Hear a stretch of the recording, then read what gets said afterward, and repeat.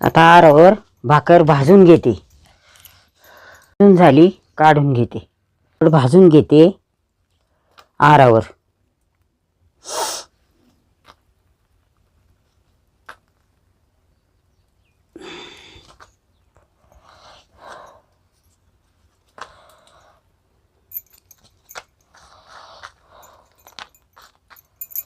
आपले शेंगुळे तयार आहे.